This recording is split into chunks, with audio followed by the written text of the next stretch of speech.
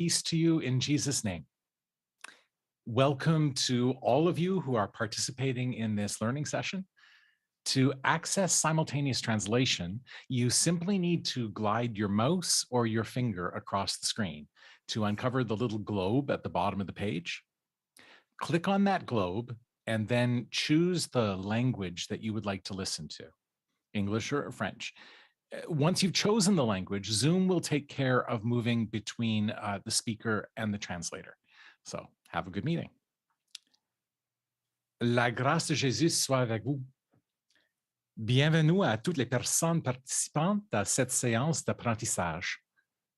Pour accéder à la traduction simultanée, il s'agit de glisser votre souris ou votre doigt sur l'écran pour voir le petit globe en bas de page. Cliquez sur le globe et choisir la langue dans laquelle vous voulez écouter, français ou anglais. Une fois que vous aurez choisi la langue, Zoom se changera de passer de l'orateur ou traducteur. Bonne réunion ce soir. Friends, I am noticing a number of people taking the time to name where they are tonight or today, naming the place that they are living or working or standing in tonight, and naming the First Nations and naming the treaties that govern the relationships on those lands. It is very important that we understand those relationships. And when we take time to recognize the territory and its people, when we take the time to recognize the history, the tens of thousands of years that the First Nations have lived here and continue to live here and will live into the future in relationship with the land and with each other, it is important for us to remember too what colonization has done, not just in history, but continues to today. So our recognition of the land and its peoples means that we need to remember the elders and the children and the adults. It also means that we need to remember that broken relationship, and we need to commit ourselves to the work of truth and the work of reconciliation and the work of reparation. And so as you name where you are tonight, as you name the people with whom you are in relationship, I would invite you to also think about how you as an individual and how we as this thing called the United Church of Canada need to continue that work. Tonight, I am coming to you from the unceded territories. I'm forgetting where I am tonight in Etobicoke, of the Mississaugas of the Credit.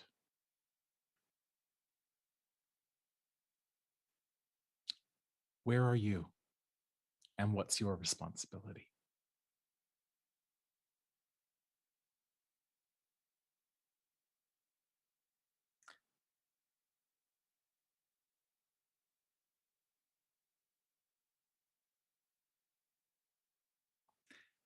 As we continue to share the names of the people and the places, I would invite us to join in a time of worship.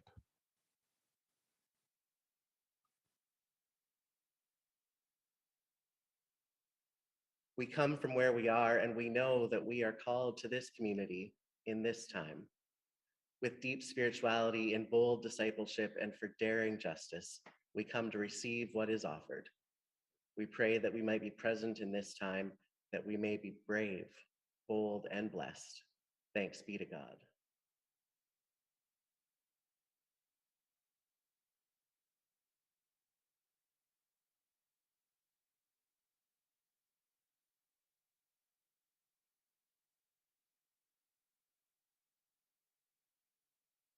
Jesus went on with his disciples to the village of Caesarea Philippi.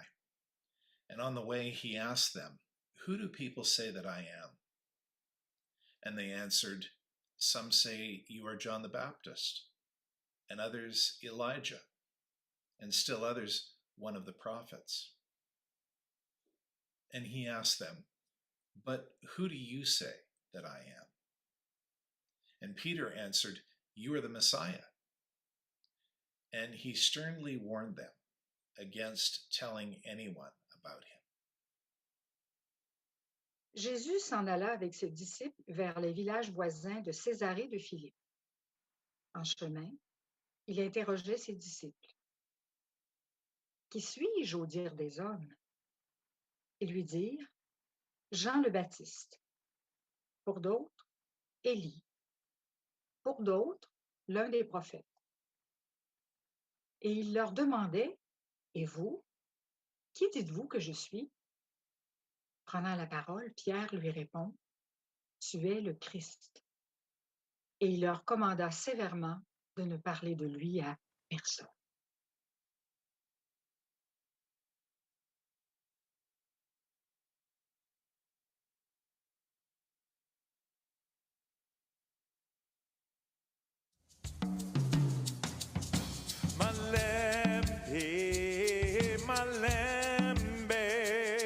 Malembe toko tambola.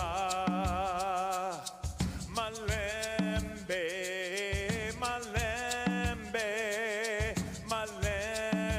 toko tambola. Malembe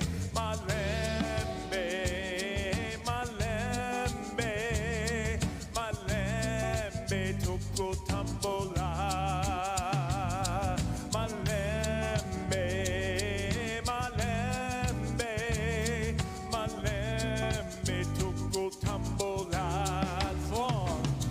As long as we follow in the way that God is leading, we know God's reign will surely come. As long as we follow in the way that God is leading, we know God's reign will surely come. We know this, yes, God's reign will surely come. We know this, yes, God's reign will surely come. As long as we hope there is a future for creation, a future for the universe. As long as we hope there is a future for creation, a future for the universe. We know this, yes, God's reign will surely come. We know this, yes, God's reign will surely come. Nazela na lola toko kambola malembe toko tambola. Nazela na lola toko tambola malembe toko tambola. Malembe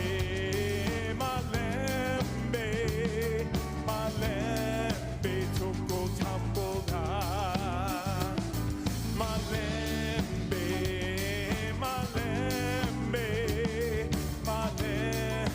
toko tambola.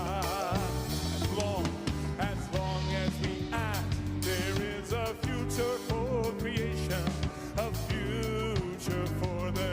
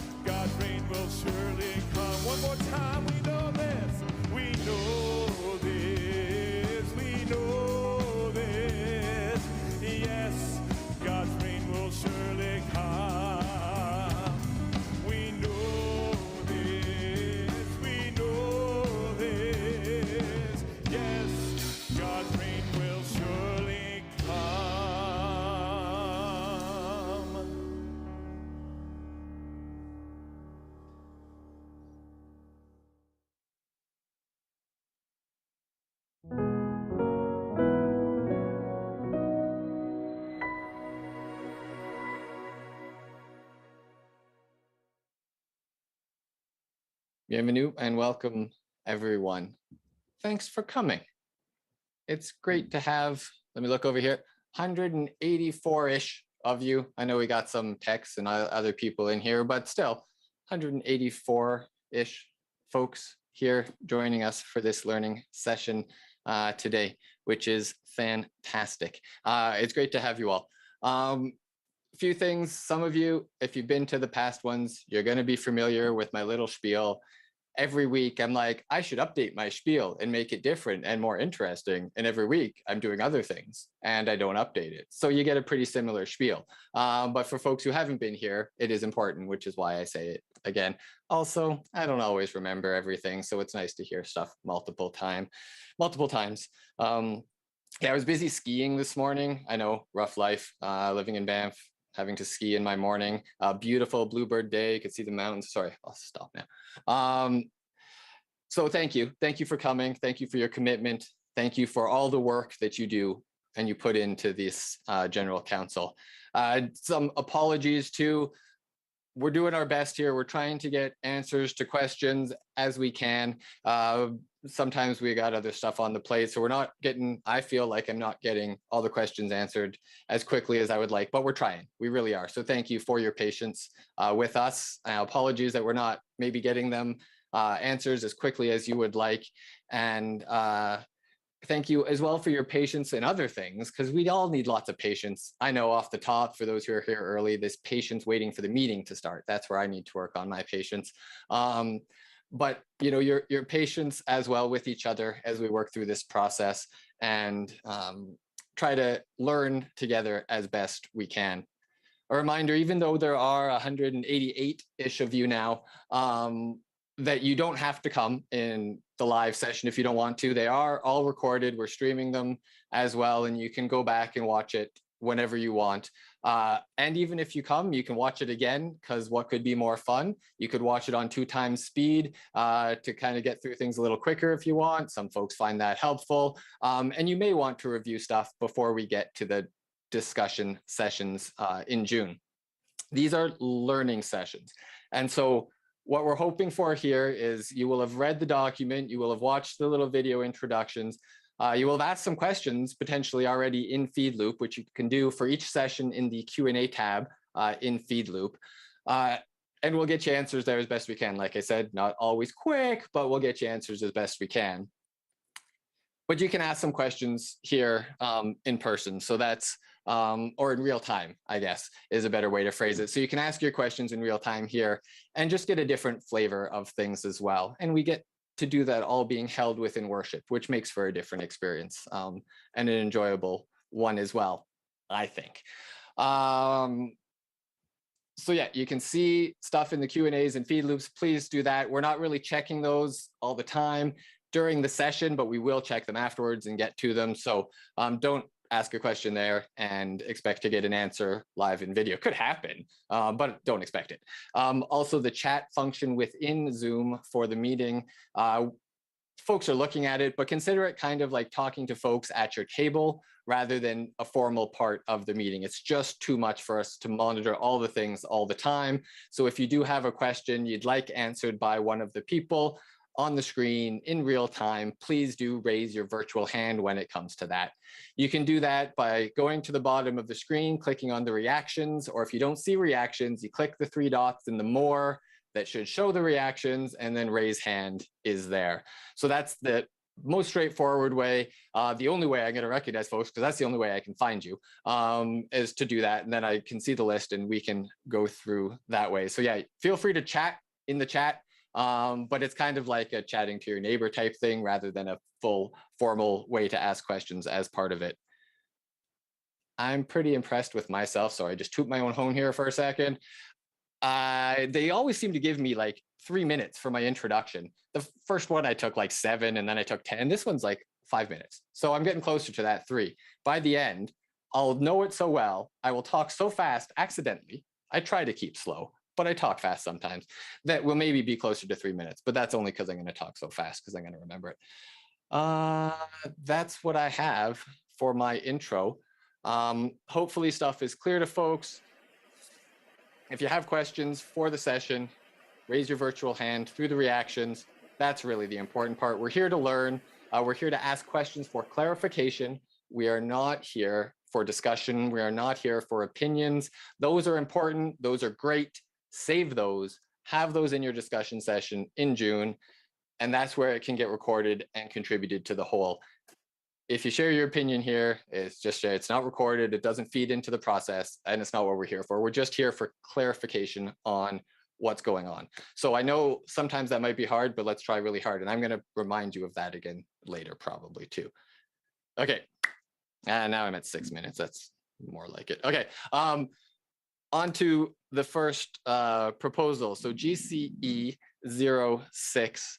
And I'm going to invite Jennifer Jensen-Ball, Alan Hall, Daryl Renee, Lorna King, and Anne Harbridge into the spotlight with me.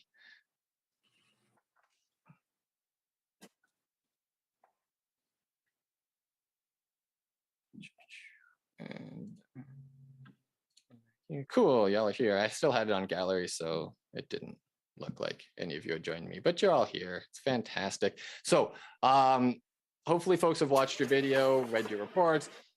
Any questions that you've seen that you need to answer off the top, or any quick opening before I open the floor for questions? I think Alan and I would just start with a brief opening and then questions. Great. So I'm Jennifer Jensen-Ball, Executive Minister for Theological Leadership. And Alan is joining me. Hey, I'm Alan Hall, Executive Minister for Ministry and Employment. So we wanted to divide our time together into two sections, one to look at part A of the proposal, and we were imagining up to 10 minutes for that, and then one to look at the next part, to look at part B, and up to 15 minutes for that. So Alan and I will just speak briefly about part A and then open it up for questions. Just to say that there was a task group that was put together. It met for almost 2 years, consulted with upwards of 350 people from all regional councils. And then, as I said, the report is divided, or the proposal is divided into two sections. And this particular section is looking at how we might address some of the challenges and barriers, particularly for small and rural churches. And then section B is focused primarily on designated lay ministry. So Alan will speak a little bit to section A. Yeah, it's been suggested that perhaps when it comes to decision-making that these two be considered separately, and that's a matter for the business committee to consider. The first section looks at barriers that small and rural congregations encounter in regards to ministry leadership. And it affirms the current scope of licensed lay worship leaders to address policies and practices that currently might hinder smaller communities' faith, looking at congregational designated ministry, pastoral charge supervisors, and encouraging regional councils to support the use of technology. There's a much longer action list that went to the General Council Executive in November that put some wheels under many of these pieces that have been identified by the task group, but they weren't actions that needed to be taken by the General Council itself. We'll stop there and ask if there are questions for this first section of the proposal. Great, thanks folks. So if anybody has questions at this point, I will invite you to raise your virtual hand. We'll try to get you an answer. Remember, questions for clarification if you have any, and you don't have to, that's all good. I'm not seeing. Oh, there's one. Judy, go ahead with your question. So I have a question about accountability. Right now, the CDMs and the licensed lay worship leaders are accountable to the region. Does that stay?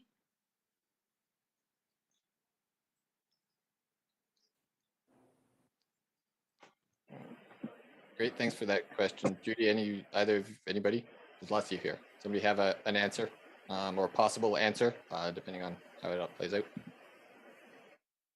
My understanding is that congregational designated ministers are accountable locally and serve in a place where there is ministry personnel.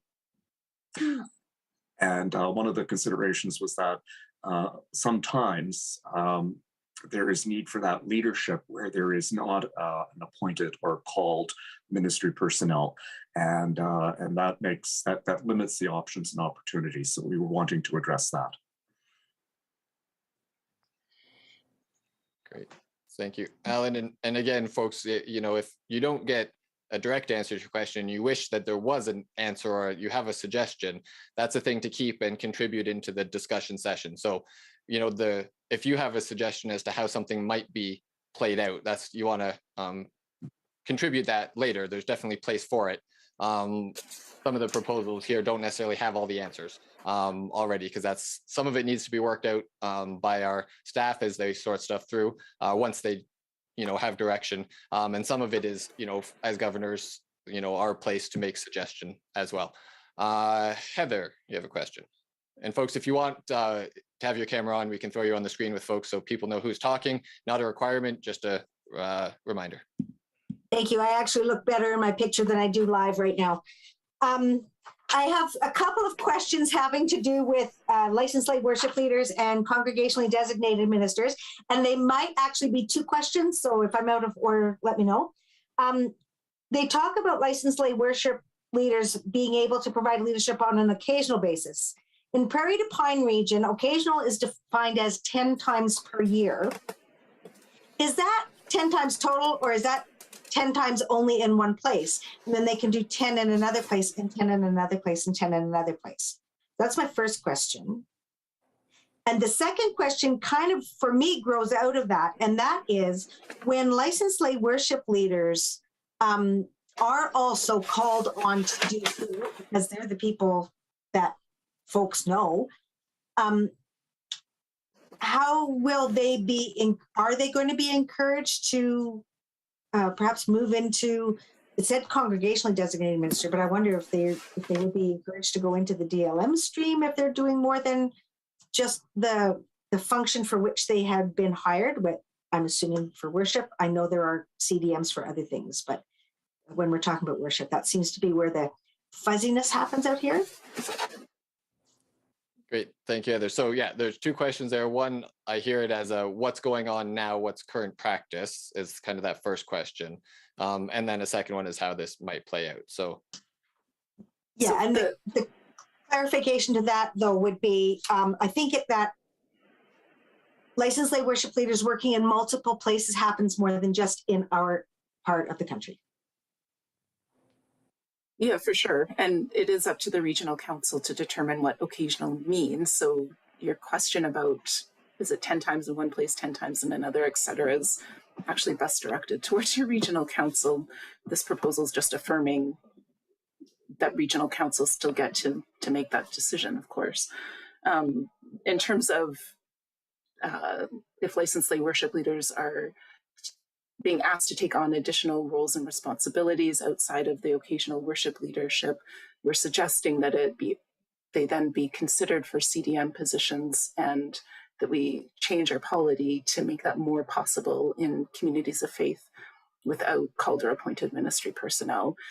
But I mean, of course, if anyone is discerning a call to offer ministry on a more regular basis, entering designated lay ministry would also be an option.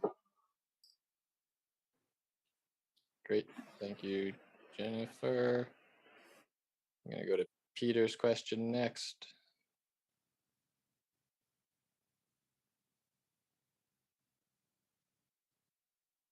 Peter, you're still on mute there, my friend.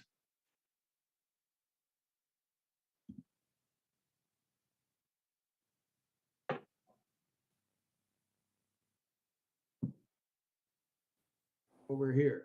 There you go. I'm in business.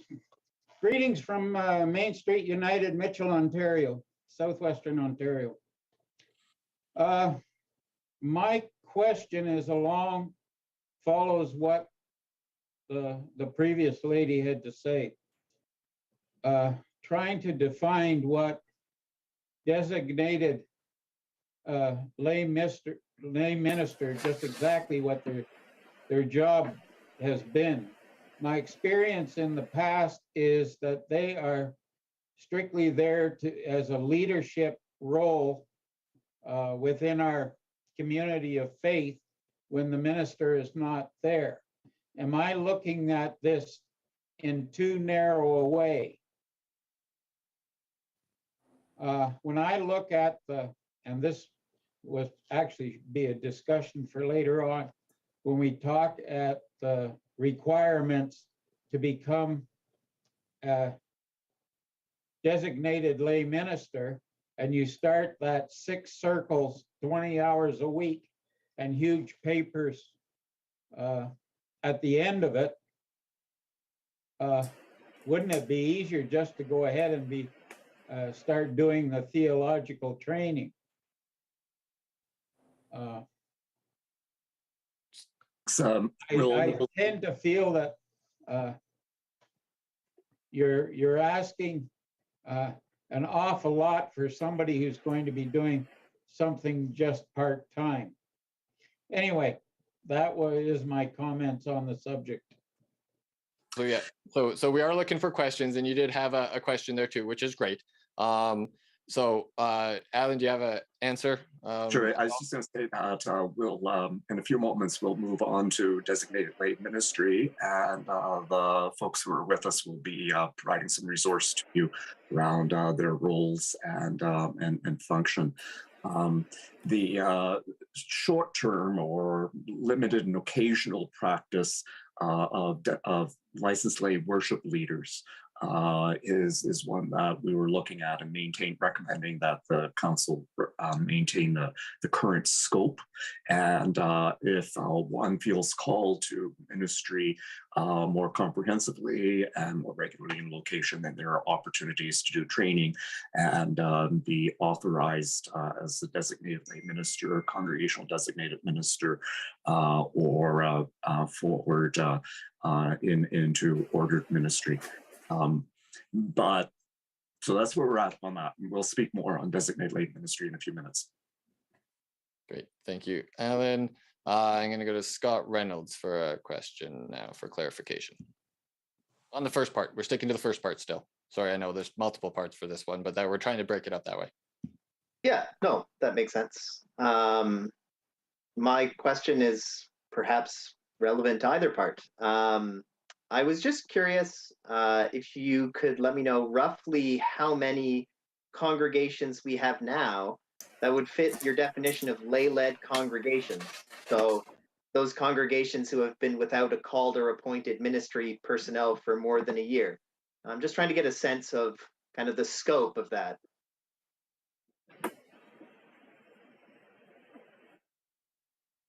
Do you remember numbers? Yeah, no, I was hoping you had a recollection of that. We don't have a hard number, but we did ask regional ministers to give us a ballpark, and I just forget what that number is. We'll look forward for it and put it in the Q&A. Yeah. Maybe ask the question in the Q&A, and then we'll post a response to it.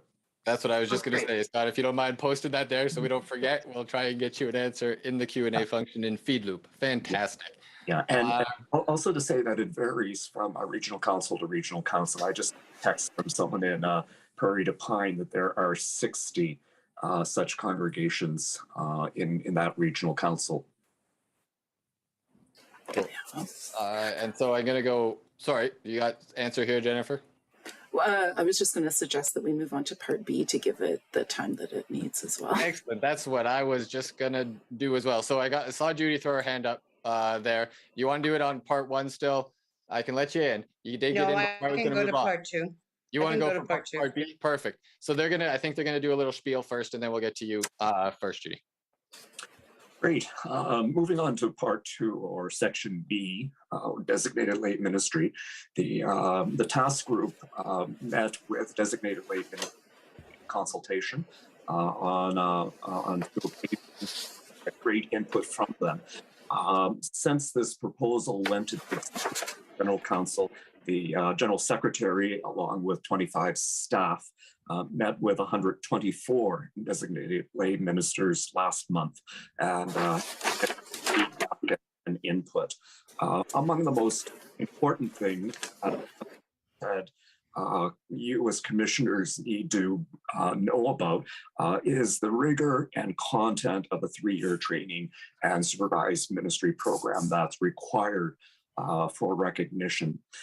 We have asked the director of the program to post a short video describing the program, and I believe that is up now. So we commend that to you. And we would like to introduce and say a big thank you to 3 designated lay ministers who have joined us and who have been part of helping shape the town hall that was held in our time together tonight. So we welcome Daryl Rainey, Lorna King, and Anne Hardbridge, and we'll turn it over to them to make presentation, and then we'll have some time for questions. Thank you. So I'm going to begin. Just to say that DLMs across the country are extremely concerned about this proposal, in that it has the potential to change our experience of ministry and, in fact, our very lives. Each of us have had our own experiences as ministers within the United Church of Canada, and those experiences vary right across the country. There's a general sense that our stream of ministry has long been misunderstood and undervalued, that there have been injustices, in fact, suffered by many of our colleagues. When we went through the discernment process, both when we were lay pastoral ministers, which is what the 3 of us began as, and now as designated lay ministers, the option for lay ministry was presented as a valid educational path which would allow us to respond to God's call to serve the church. In practice, we've served the church at the congregational level and in all courts of the church. When the statement on ministry came out around 2011, I believe it was, DLMs had an opportunity to meet in Montreal, and we spent a significant amount of time reviewing that statement. We felt very strongly that the section on lay ministry did not reflect our understanding of ministry. Our call to ministry is neither time limited nor local. We serve the whole church, and for the majority of us, the call to serve is a lifelong call. Some DLMs have answered calls across the country, serving in multiple communities of faith in multiple provinces during their careers, and many have served 25 years and longer. When the lay pastoral ministry program and the staff associates were rolled into one, this simply complicated matters, as the 2 roles were most often very different, and the training for each was also very different. For the majority of us, our practice of ministry has meant serving in solo ministry in a congregational setting. With this came all the responsibilities of such a call to ministry. The difference was that we could not be called. We could only be appointed. Even in the appointment process, differences exist across the country. We had to be granted license for sacraments, and again, the process for that was varied right across the country. I think Daryl's going to speak next.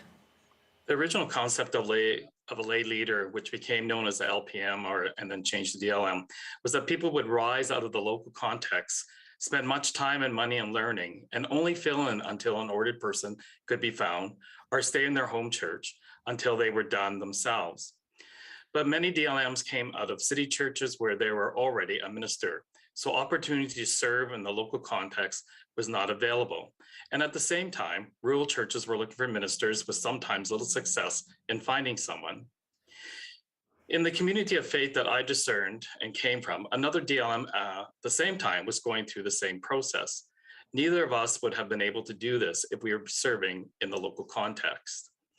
DLMs just don't serve in the rural communities of faith, just as our ordered colleagues just don't serve in the urban settings.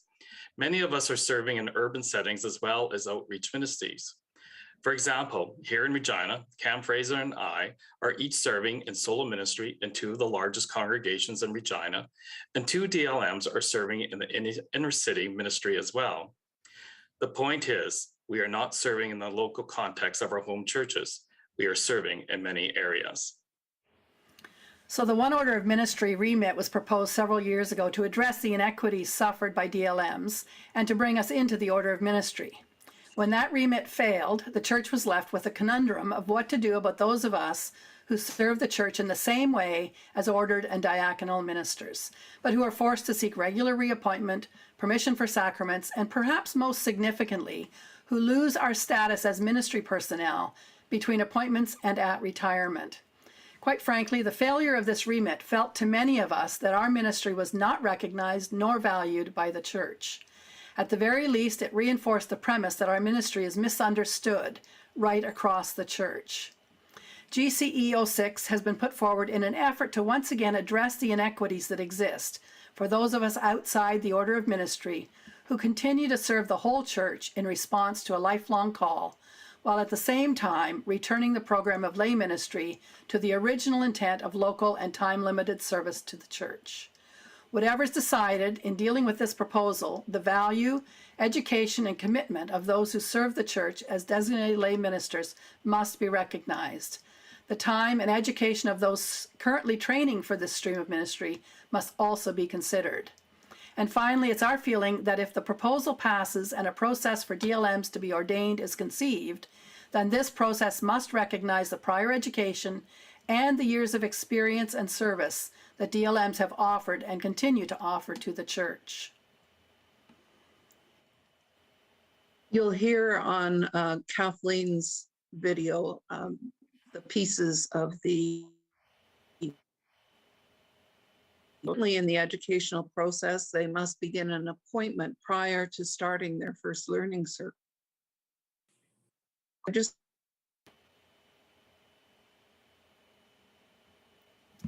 We lost Lorna, so why don't I continue for Lorna? So we do have to have an appointment before we can begin our training for designated lay ministry. And for many who enter that stream of ministry, it means resigning from their current employment, pulling up stakes, and relocating. The current proposal does not include any reference to those who are currently in the educational process and the communities of faith that they are serving. So there's a recommendation for the General Secretary to consider recognition of the status of DLMs who are retired. We feel it would be important for retired DLMs to be eligible to be voluntary associate ministers, which would hold retired DLMs accountable when they are requested to provide pulpit supply, conduct funerals, and provide other ministry services to meet the needs of a community of faith.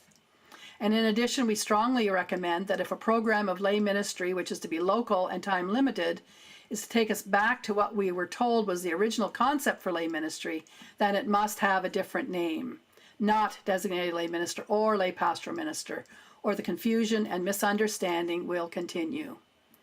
And 20 or 30 years down the road, it's possible the United Church may face again a conundrum of those new people offering local and time-limited ministry, whatever they might be called, being misunderstood and undervalued by the structures of the church, while the communities of faith cherish them as the ministers who walk with them in their life events, walk with them in serving their communities, lead them in worship and reflection on the scriptures, and celebrate the sacraments with them. So we are very grateful for this opportunity to speak with you today and to share some of the insights from people who are designated lay ministers currently. We wish you well as you learn and later as you discern and decide. And we hope you will welcome the Spirit's guidance as you journey together as commissioners. We invite your questions, and together we'll try to answer them.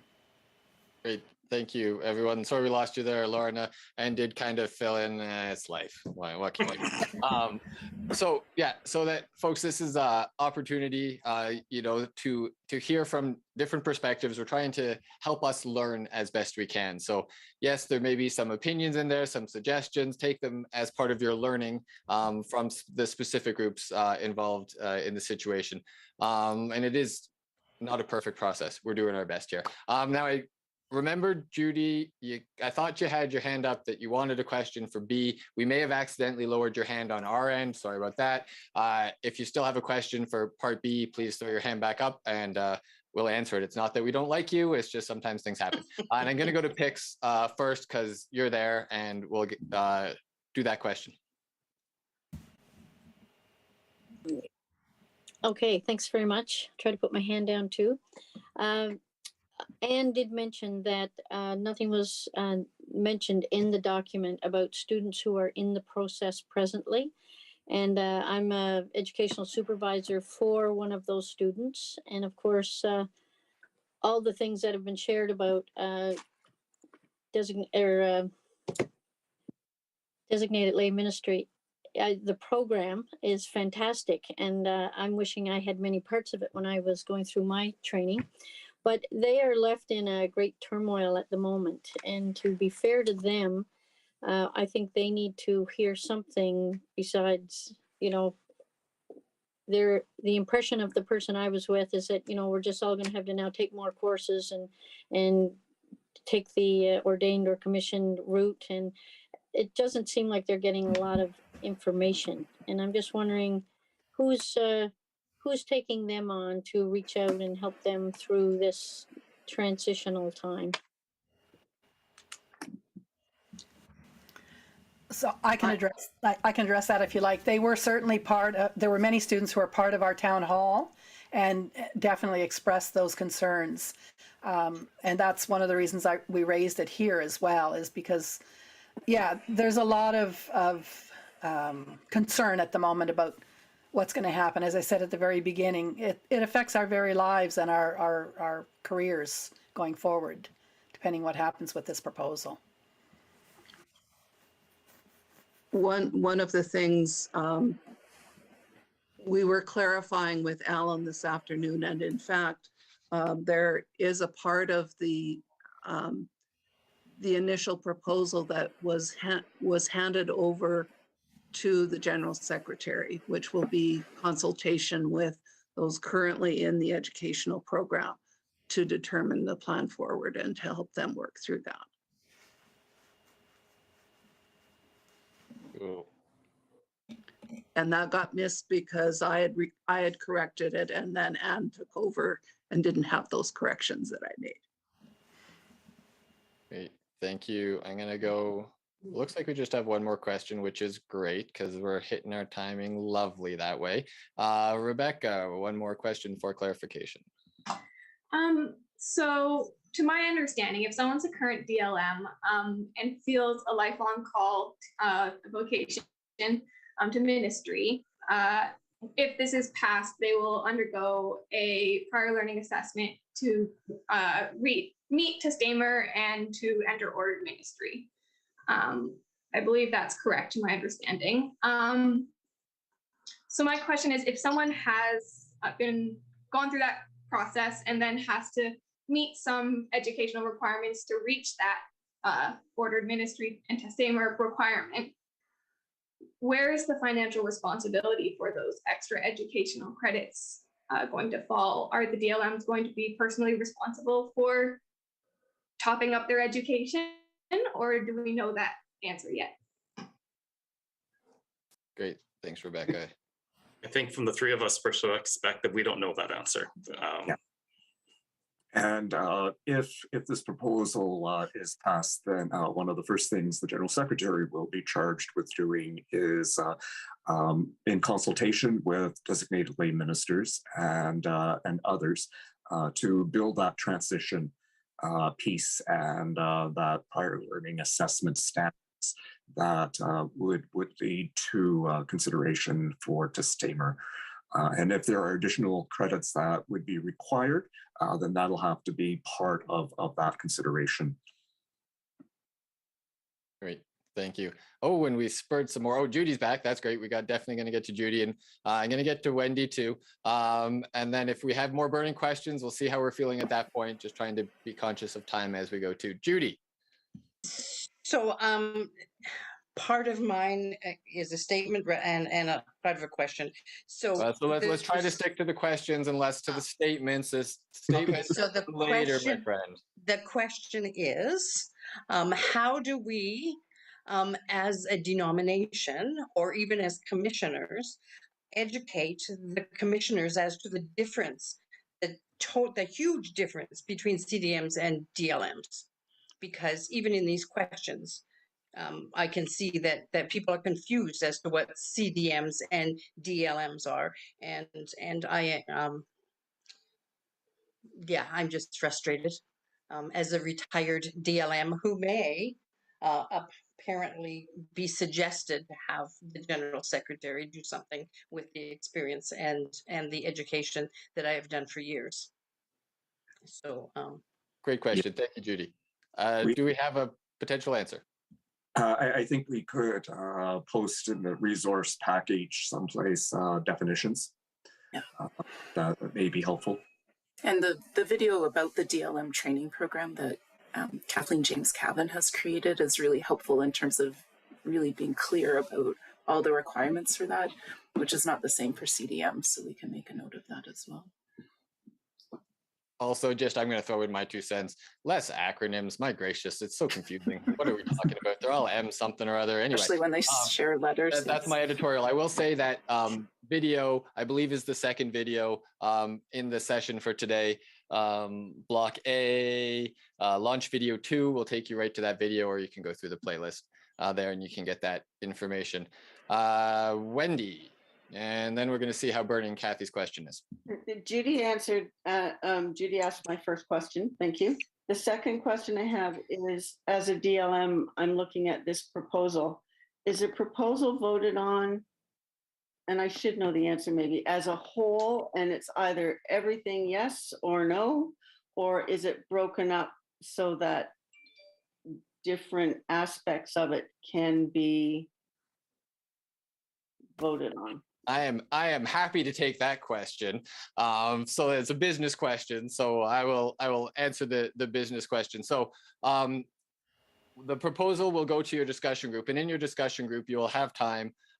Everybody's in a discussion group. Every discussion group talks about everything, and you will have time to talk about what you think is important, what you think is valuable, what you might want to do differently, what you might want to add. You might decide you don't even want to talk about it at all. It's not worth discussion.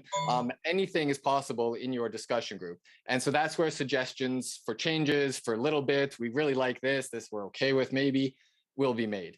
Then the facilitation team will take all of the notes from all the discussion groups and say, okay, what are we feeling like the whole body is doing? So yeah, in some ways you pick apart everything in your discussion group and say, these are the best parts. And that group of elders from the church will take that wisdom from all the discussion groups and say, okay, from everything we've heard, here's what we think is the best way forward. And they will present that to the court in the decision session. And we'll say, yeah, they heard us well, maybe not, maybe they need to do a little more work, whatever. So we do get an opportunity to go through all the parts that are there and say, what do we think makes the most sense? And some of it can be, we think this is pretty good, do some more work on this bit we're really good with, let's go ahead right away, right? There's tons of options there. So okay, thank you.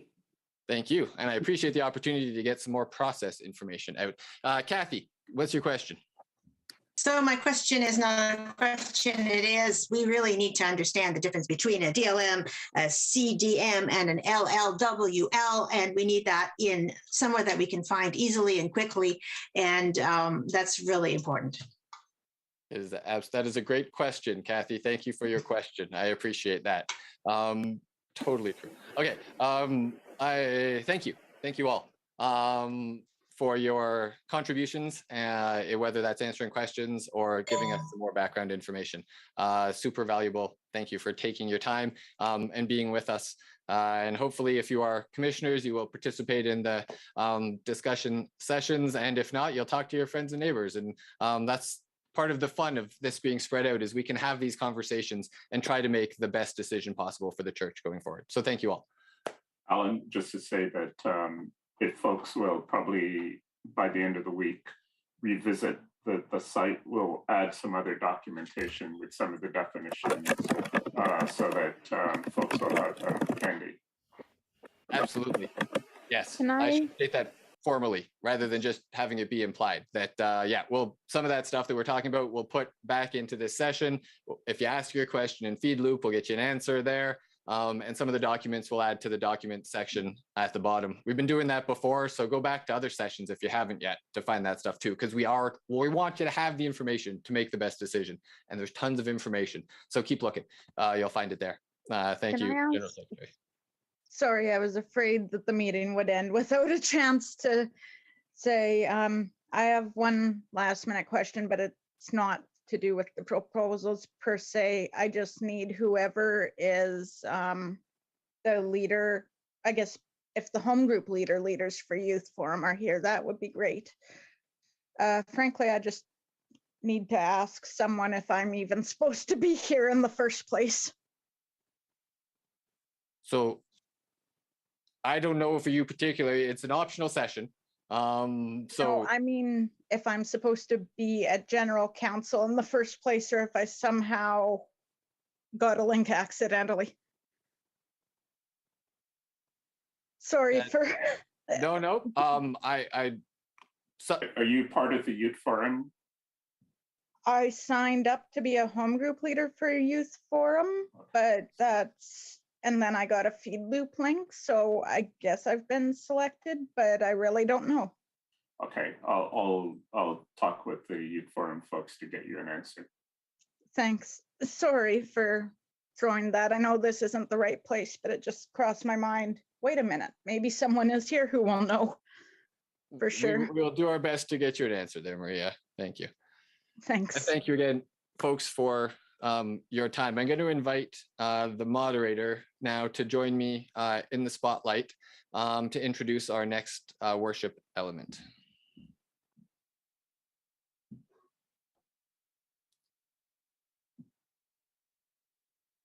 So just as we are shifting things over, as we are gathering in worship, one of the things that conversations have been going on about what parts we would keep the same and what things we would like to add in at different times.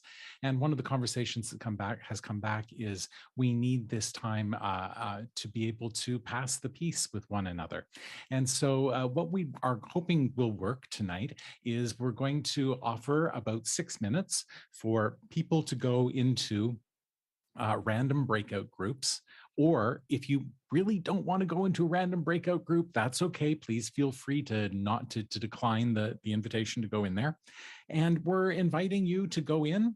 There aren't going to be any hosts in these groups, so we'd invite one person to say, peace be with you, and perhaps say hello and where they're from, and then invite someone else to say peace be with you, and that person can just say peace or they can pass it on. But take 6 minutes to share the peace of Christ with one another and just kind of gather across the church. So I'm going to start off. Peace be with you, friends. Peace of Christ be with you. And can we go into the breakout groups?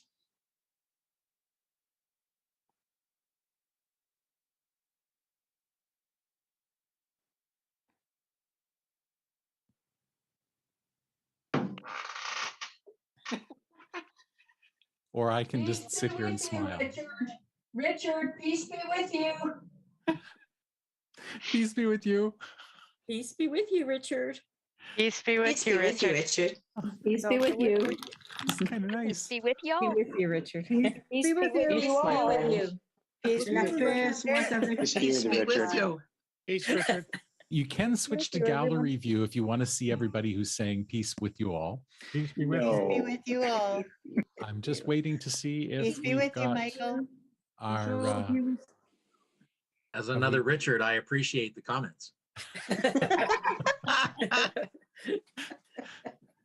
And peace be with you, Richard. Thank you, and also with you.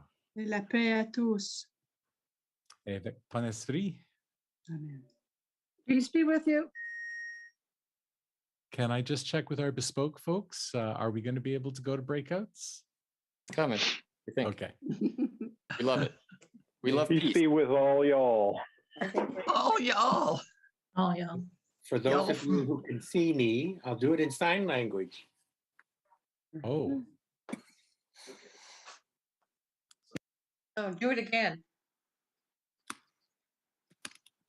Peace with you. I'll say it in Filipino. Kapayapaan ay sumainyo. Oh. Salamat po. Walang anuman. How many languages do you speak, Richard? Thank you, Nancy. I just speak 3 languages actually: Filipino, English, and Newfoundlandese. Oh. You know what Newfoundlandese?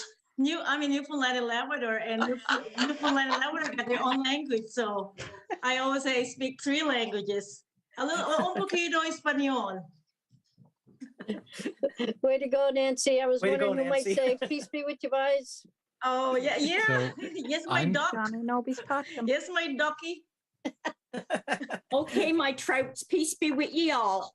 Yeah. Oh, that's a newfie. Peace be with you, Emma. Oh, On an obis pactum. you They all gotta get the same love the nerve. fact that we Yeah. can do this across the church. I am receiving a note that Zoom is not cooperating with us tonight. Okay. Yeah. Once again, we are not able to do breakout groups, so we're gonna have to figure out what we're gonna do with that. So can I ask? We're having more please- fun here. This is better, Exactly. Richard. Okay, Can I ask? can I please, speak? If yes, please. I believe that is who can I It's ask? Evelyn. Oh, it's Evelyn, one of our elders. Yes, Evelyn, please feel free to speak. Okay, I would like to say peace to Michael, to Alan, and to all the other ones that have spoken. I couldn't remember all your names, but peace be with you. Oh, Cebu. Thank you. Thank you.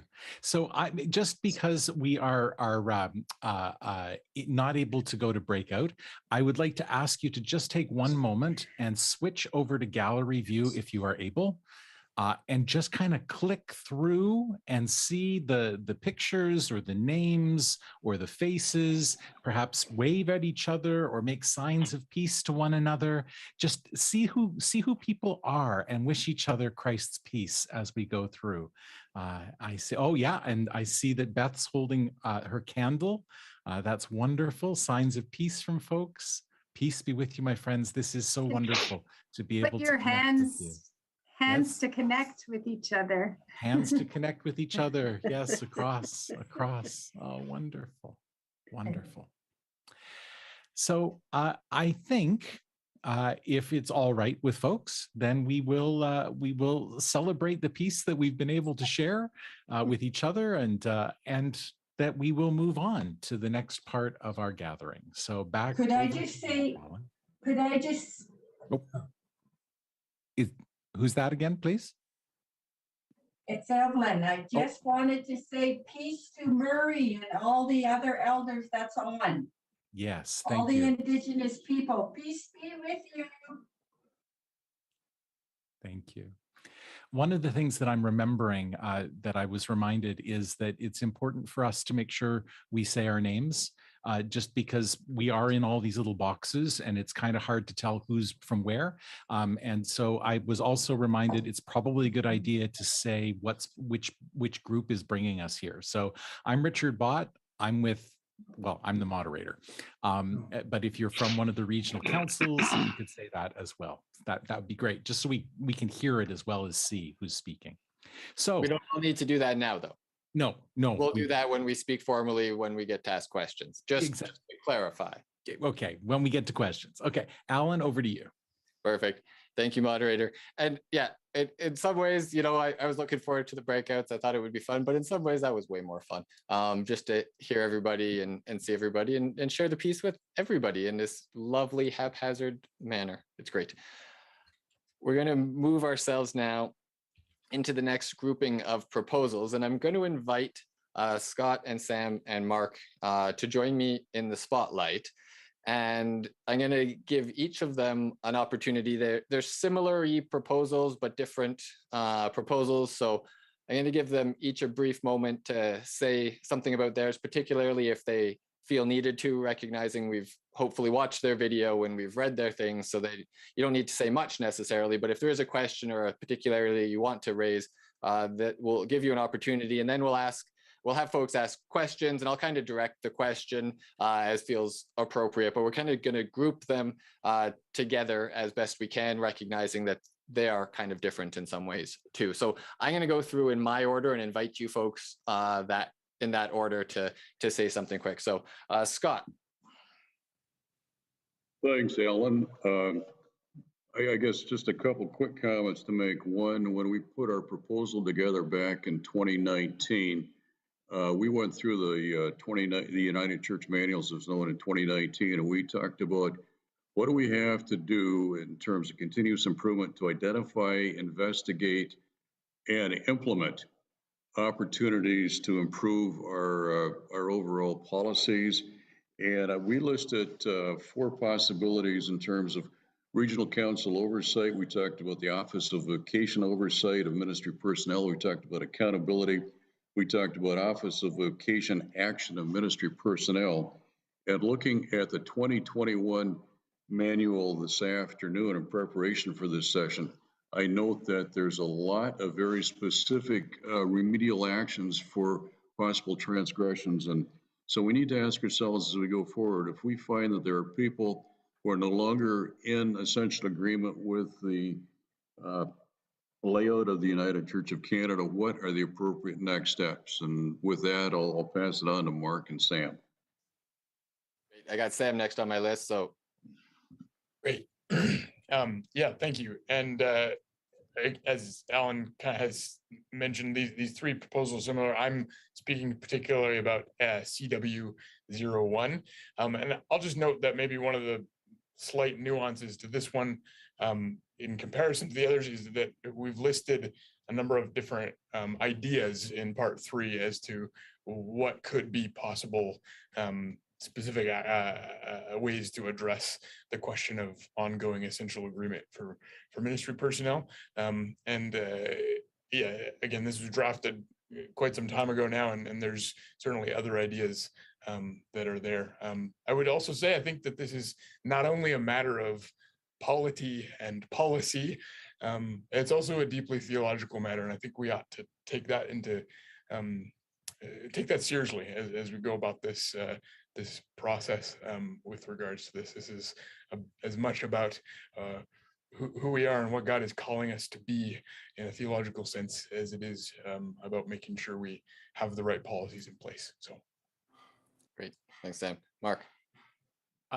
I don't know that I have much to add because I think the proposal I'm presenting is the most general of the three, and it basically says we should do something, and so what that something is shouldn't be a question for clarification. That should be a discussion that happens later on. So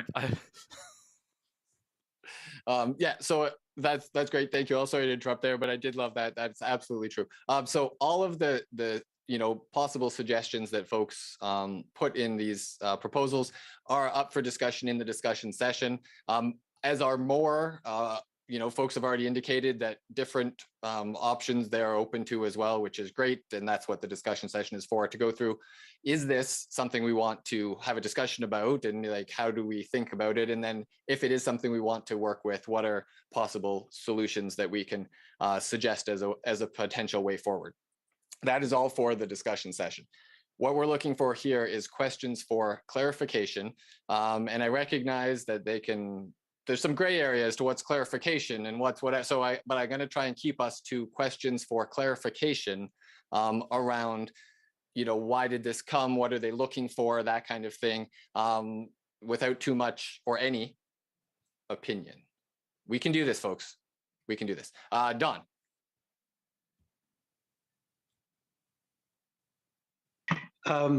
Question that I have with it, and I don't want to pursue it too hard. You might not be able to answer it right now. It may be for later.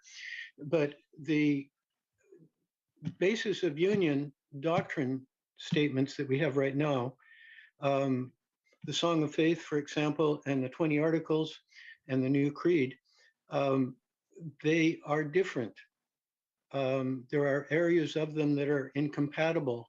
How do you propose that one be in essential agreement, where to be in agreement with one thing might be not in agreement with another part of it? Definitely a question for clarification. How we clarify gets into opinions and desired actions. So open to hearing some, but let's not spend too much time there, I think is what my recommendation would be. Sam, it looked like you had something to say. I'll just say that the Theology Interchurch Interfaith Committee recently put great thought to how we are currently understanding essential agreement. And that is the document that I know at least the candidacy board I'm a part of uses in kind of discerning a person's essential agreement with the whole statement of doctrine, which does include all 4 subordinate standards. So I think we already have that in place. Cool. Thank you, Sam. I'm going to go to Betty's question now, or Betty Lou, sorry. Thanks, Alan. Betty Lou McNabb, Shining Waters Regional Council. I don't really have, mine's more of a clarification on maybe procedure when they're presenting, folks are presenting, if we could get them to give us the name of their proposal would be very helpful.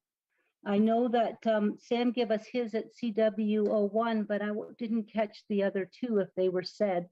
And I'm finding that I like to match up my files at the end of the night. That would be helpful for me. My bad. I'm sorry. I usually do that when I welcome folks. So we're talking about CS02, which is the one that Scott spoke to. CW01 was Sam, and then WOW01 is the one that Mark has brought forward. So those were grouped together in this block, and so those are the ones we're speaking of. Sorry about that, Betty Lou. I do try to do that, and I just got too excited. Thanks, Alan. I see a question from Aruna. Yes, I just heard Reverend Samuel say that the Interfaith Committee put together a document on how we presently understand essential agreement. Where can I find that document? Beautiful question. So Aruna, it's Michael Blair here. Aruna, if you go onto FeedLoop, in the session for tonight, scroll your way down, you will see a resource document for this meeting around this question. In that resource document, there's a link to the TICF document. Thank you, Michael. Peace be to you. Peace to you too. Perfect. Thank you. Answers already. I love that. Janet has a question. I just wanted to add to what Michael said, that the reference document is there, and the document to which others have just referred on essential agreement, both in English and in French, will be uploaded shortly, is my understanding. So people can find it there. Thanks. Great, thank you. Yeah, keep checking back. If you don't find what you want, check back. And if you check back twice and it's not there, send us a note and we'll do our best to get it there. That's all I can say on that one. Other questions, folks? Our timing is lovely, but we do want to give an opportunity, if you have questions, to raise your virtual hand. If you don't think of it now, or you don't feel the need to ask it here, please feel free to put it in the chat, or in the Q&A section in FeedLoop. That'd be fantastic. I'm not seeing any more questions, so I'm going to thank you folks for joining me here. That was great. Appreciate your time and your contributions. And I'm going to invite us now into our next worship element, and we're going to hear a testimony.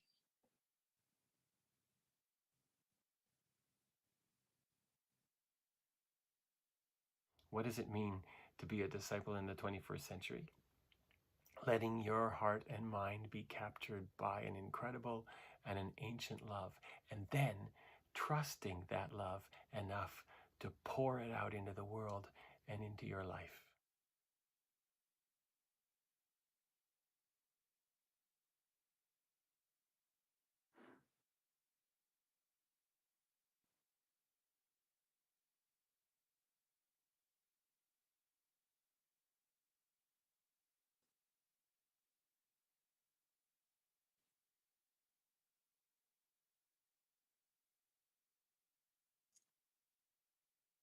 I like that. See, that silence I liked. That was good. It's not all silence. We're now going to move to the next item before us, NKA01 on theological education, and I'm going to invite Samuel Dansoko and Eric Herbert-Delay. Si vous êtes ici, vous pouvez me joindre. Bonsoir tout le monde. Bonsoir. Bonsoir. J'espère que je me ferai beaucoup d'amis en vous permettant d'entendre le son du français et en permettant aussi aux interprètes de switcher ou bien de se reposer un peu. Mon nom est Samuel Robert Dansoko. Je suis pasteur à Plymouth Trinity à Sherbrooke et je suis membre aussi de l'exécutif du Conseil général ainsi que de la région et de la table des ministères en français. Alors, je vous présente la proposition NHKA 01 à propos de l'éducation théologique. Comme vous avez déjà tout lu, je vais être très bref dans cette introduction pour juste m'assurer que nous sommes tous d'accord sur l'importance fondamentale de la formation théologique, pas seulement du training, mais de l'éducation chrétienne, de l'éducation théologique dans son ensemble. C'est vraiment la fondation de notre doctrine et de tout ce qui fait notre différence et notre essence. Alors, si on est d'accord sur cette importance exceptionnelle de la fondation, de tout ce en quoi nous croyons et qui nous engage, alors il est important de savoir quel est l'état de cette éducation théologique. Et en partant du local, de ce que je connais, de la situation dans le monde francophone et du séminaire uni de Montréal, je dois dire que l'état de l'éducation théologique, ce n'est vraiment pas brillant. Et c'est certainement ne pas dire les choses telles qu'elles sont. Pour ce que nous en savons, c'est quelque chose de très, très inquiétant. Et il est important, avant qu'il ne soit trop tard, d'avoir une sorte d'évaluation globale dans toutes ces dimensions de l'éducation théologique afin de voir ce qu'il faut couper, ce qu'il faut arroser, ce qu'il faut ajouter pour que ce soubassement important ne s'affaisse pas. Voilà. Alors, nous sommes ouverts à vos questions. Moi, je ne suis pas un spécialiste et j'espère que dans cette salle virtuelle, au cas où il y a des questions auxquelles ni Éric ni moi ne pouvons répondre, il y aurait d'autres personnes qui pourraient venir à notre secours. Parfait, merci beaucoup, Samuel. Ouais, on espère qu'il y a des experts ici avec nous. Et sinon, on met les questions dans Feedloop et on espère qu'on peut trouver les experts pour répondre aux questions plus tard. La première question que je vois, c'est de Karen. Karen, if you want to ask your question.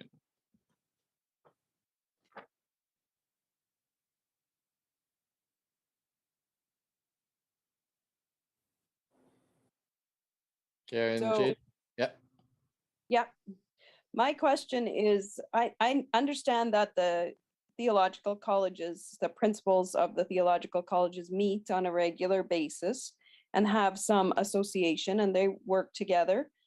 Have they been consulted already, or how will they be part of this? I'm concerned about a report, just another report, not necessarily moving things along. So how would the ongoing work that our theological colleges have been doing be incorporated?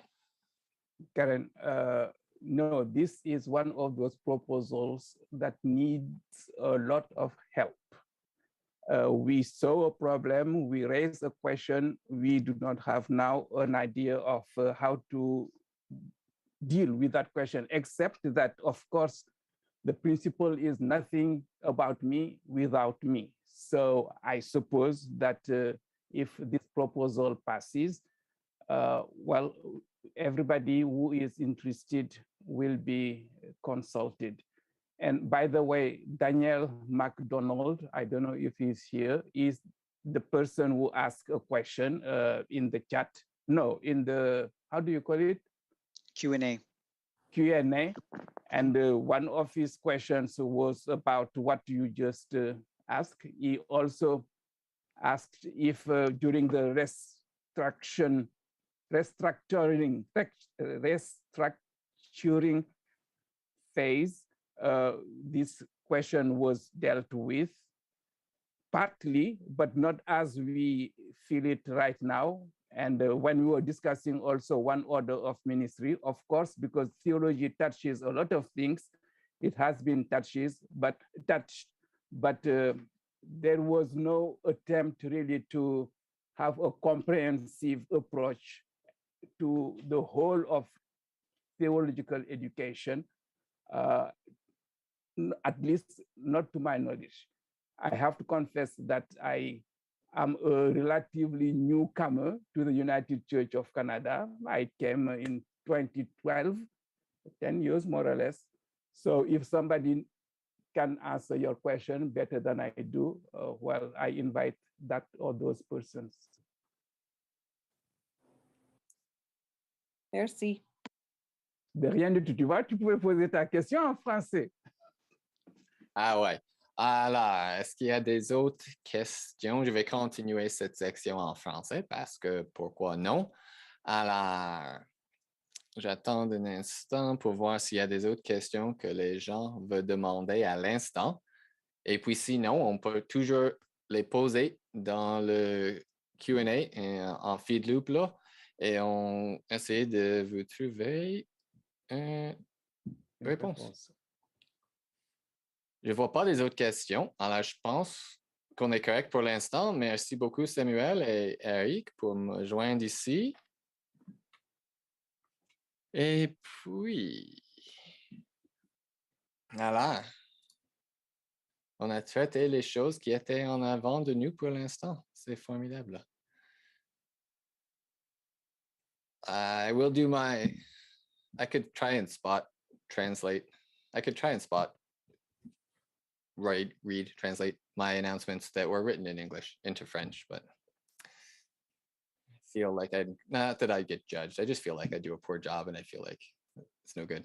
So I'm going to read them in English and maybe I'll try and do a better job of thinking through in French before the next time to do my announcements in French, because I think we've hit everything and it's announcement time. So as I mentioned last time, there is a communication-related survey being done, and they really want broad participation of folks, which is why I'm mentioning it here again, not just for y'all to do it, but for y'all to share with your people to do it. It has gone out in different newsletters, but it is not being put on social media on purpose. And so you're not going to find it there. We want you to find it elsewhere. So I'm putting it into the chat. That is the link to the study, I believe. Please take some time, fill out the survey. I don't know how long it takes, but it's well worth your time. And we will love you forever for doing it. And we will love you forever if you don't do it, but we'll love you more if you do it. I'd also like to remind folks of the deadline to submit proposals. So proposals from the floor to be included in the full process are still being accepted until March 30th. After that, not really able to put it in the process in the same way, and we'll deal with it as we can. And you can find full details in the opening procedural motions for that. Also a reminder, the deadline for nominations for moderator is June 17th. That, I believe, is all my announcements, and I will now invite us to hear some words from one of our invited guests, one of our partners. My name is Linda Nichols, and I am the primate of the Anglican Church of Canada. I speak to you from London, Ontario, but our offices are in Toronto. We have a long history with the United Church of Canada. In fact, we almost moved into a full communion relationship in the 1970s, and for a whole variety of reasons didn't make it there. But we do share ministry, and particularly, I think the pandemic has accelerated trends that we were already seeing around ministry and decline in some areas that are requiring us to ask, how can we better share ministry locally? And there are many congregations that I'm discovering who have no idea of the possibilities that are available through the guidelines we already share for sharing ministry. And so my question is, how do we better inform the grassroots of our churches about the high degree of unity that we do share, even if it's not formally seen in our structures? Thank you.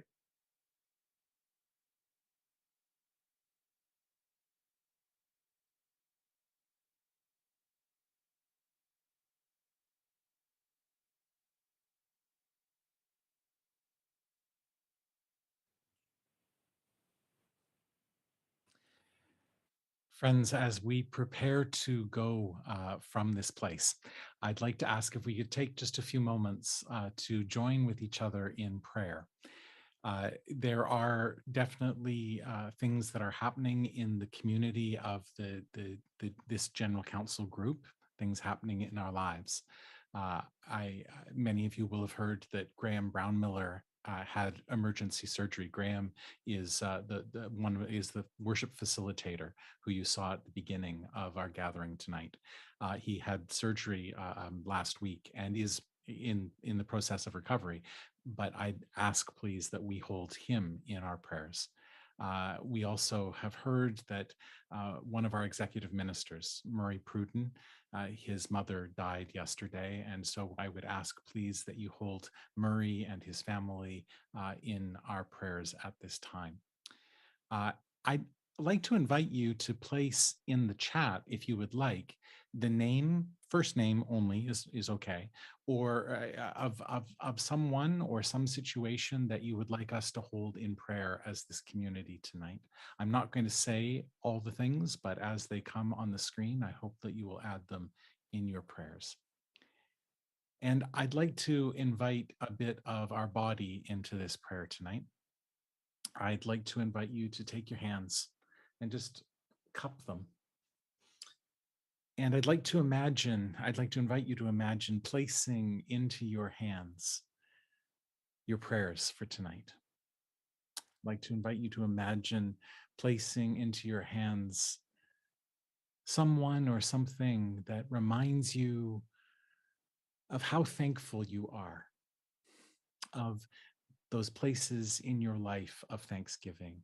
I'd invite you to place that person or that image in your hands.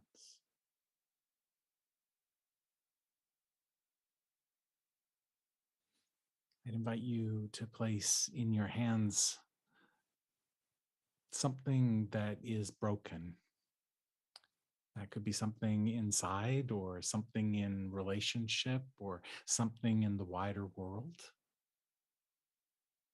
I invite you to imagine placing that in your hands and letting it represent the brokenness that needs the healing of God's love.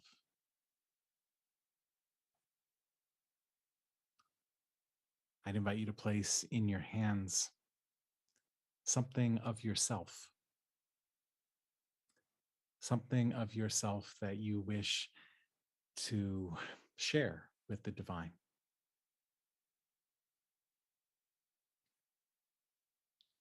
I'm going to ask you if you could just hold your hands close to your mouth. And when I say amen, I'm going to invite you to take a deep breath and blow those prayers into the world. So, God of all creation, we come to you tonight, your people gathered in this place with the prayers of our hearts, the prayers of our lips and the prayers of our minds. Christ, you walk with us in all of these prayers, and for that we thank you. Holy Spirit, you carry us to the places where we don't know we need to be, and we thank you for that too. And so we offer to you, Creator, Christ, and Holy Spirit, our prayers tonight with our breath. Amen.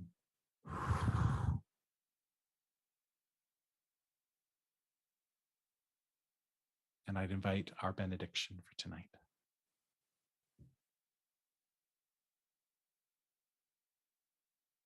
With a deep spirituality, be brave, beloved. In bold discipleship, be blessed, beloved. For daring justice, be bold, beloved. Be God's, you brave. Be Christ's, you bold. And be the Spirit's, you blessed.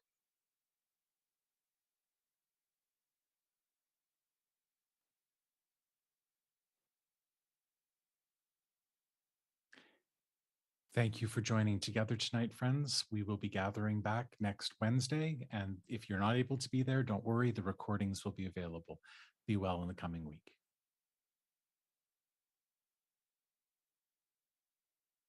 Likewise. Bedu. Lots of blessings, everyone. Bye. Bye tout le monde. Bonne semaine. Merci, au revoir, bonne nuit. Bonne nuit. Good night, everyone. Many blessings from Newfoundland. God bless. My heart to yours.